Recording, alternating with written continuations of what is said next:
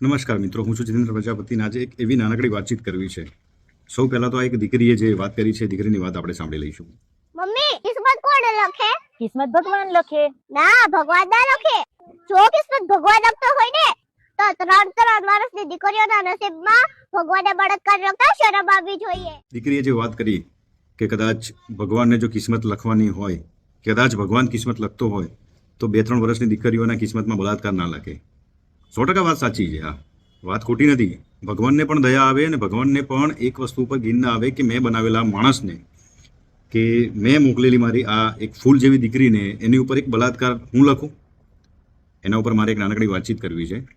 ભગવાન હંમેશા જે પણ વ્યક્તિને નીચે મોકલે છે ને એના એક પાનું લખે છે ને એક પાનું કોરું રાખે છે.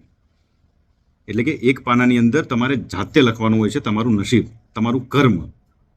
એટલે આ જે વસ્તુ છે ને ભગવાન ઉપર લાગુ નથી પડતી. આ વસ્તુ આપણા ઉપર લાગુ પડે છે. આપણે કેવું કર્મ કરીએ છીએ ને એની ઉપર લાગુ પડે છે. અને આનો ભોગ બને છે આપણી નાની દીકરીઓ, એ મોટા વયની દીકરીઓ. એટલે આના માટે આપણે ભગવાનને જવાબદાર ના ઠેરાઈ શકીએ. ક્યાંક આપણો સમાજ પણ જવાબદાર છે. વાત સાચી લાગે ને તો વાતને કમેન્ટ અને શેર કરવાની ના ભૂલતા. કારણ કે ક્યાંક ના ક્યાંક આ વસ્તુ એક ઊંધી દિશામાં ન જાય ને એનું ધ્યાન રાખવાનું છે આપણે. જીતેન્દ્ર પ્રજાપતિ, રાધે રાધે.